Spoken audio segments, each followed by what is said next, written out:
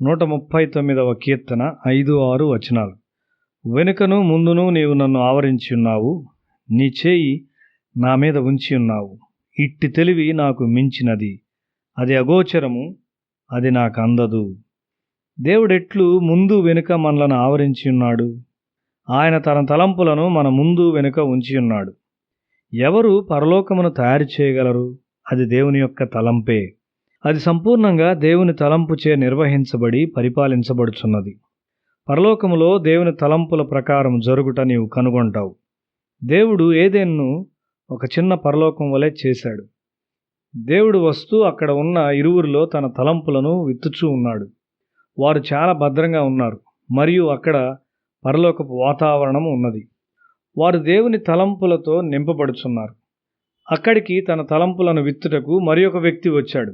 అతడు దేవుని తలంపుల్లో సందేహాలను సృష్టించువాడు. నీవెవరితో మాట్లాడుచున్నావో, ఎవరితో కలిసిమెలిసి ఉంటున్నావో అనే విషయమై నీవు జాగ్రత్తగా ఉండాలి. వారు నీలో విషపూరితమైన తలంపులను విత్తవచ్చు.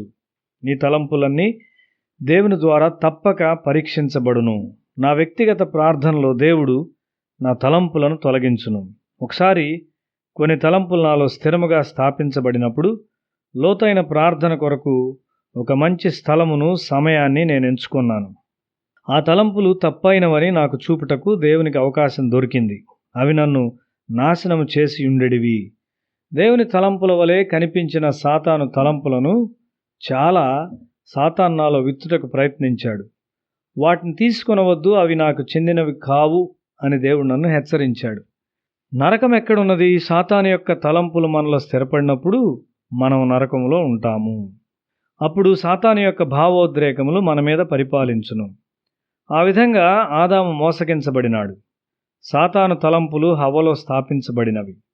ఆమె వాటిని క్రియారూపము దాల్చినట్లు చేసినది. చెడ్డ తలంపులు నీ యొద్దకు రావచ్చు, గాని నీవు వాటిని క్రియారూపంలోనికి తెచ్చునప్పుడు స్పష్టముగా నరకము లోపలికి వచ్చును. నీవు ఎక్కడికి వెళ్ళినను ఆ తలంపులను విత్తుచూ ఉంటావు. నీవు ఇతరులకు ప్రమాదకరంగా ఉంటావు. హవ్వ ఆ స్థితికి వచ్చింది. ఆమె వెళ్ళి ఆదామును శోధించినది. వారిద్దరూ సాయంకాలం వరకు వేచియుండి సాతాను యొక్క సలహాను గూర్చి దేవుని అడుగుటకు వేచి ఉండవలసినది. సాతాను తన తలంపులను ప్రజల్లో పెట్టినప్పుడు వాటిని త్వరగా చేయునట్లు తొందర చేయును. కాబట్టి వారు నాశనము చేయబడగలరు. వివాహములో సాతాను చాలామందిని మోసం చేయుటకు ప్రయత్నించును. అతడు వారిని త్వరపెట్టి దాన్ని రహస్యముగా ఉండునట్లు చేయుటకు వారిని బంధించును. వారి జీవితమంతా దేవుని చిత్తానుసారము కాని వ్యక్తితో కట్టబడి ఉండునట్లు చేయును. ఆ విధముగా తొందరపడుటకు అవసరమేమున్నది? దేవుని సలహా ద్వారా దాన్ని ఎందుకు పరీక్షించకూడదు? దేవుడు తనను ముందు వెనుకల ఆవరించి ఉన్నాడని దావీదు చెప్పుచున్నాడు. దేవుడు జ్ఞానవంతుడు. 139వ కీర్తన 17వ వచనములో, దేవా, నీ తలంపులు నాకెంత ప్రియమైనవి, వాటి మొత్తం ఎంత గొప్పది అని రాయబడి ఉన్నది. జీవితంలో అత్యంత గొప్ప విజయం ఏమై ఉన్నది? మనలో దేవుని యొక్క తలంపులు స్థిరపరచబడి నెరవేర్చబడుట. యేసు ఎల్లప్పుడూ దేవుని తలంపుల ద్వారా నడిపించబడి కార్యము జరిగించాడు. పౌలు దేవుని చిత్తమును చేశాడు.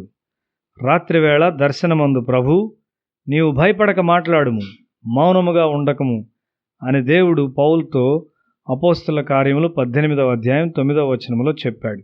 దేవుడు అతన్ని ఐరోపా వెళ్ళమని కోరినప్పుడు దేవుడు ఒక కల ద్వారా అతనికి బోధించాడు. ఒక మాసిదోనియా వాడు వచ్చి తమకు సహాయం చేయమని కోరాడు.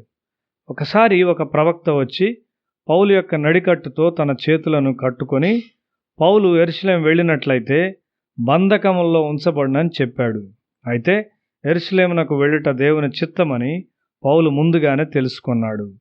అక్కడ అతనికి ఏమి జరుగునో అను ఈ ప్రవచనము ఈ ప్రయాణమునకు భయపడినట్లు చేయలేదు.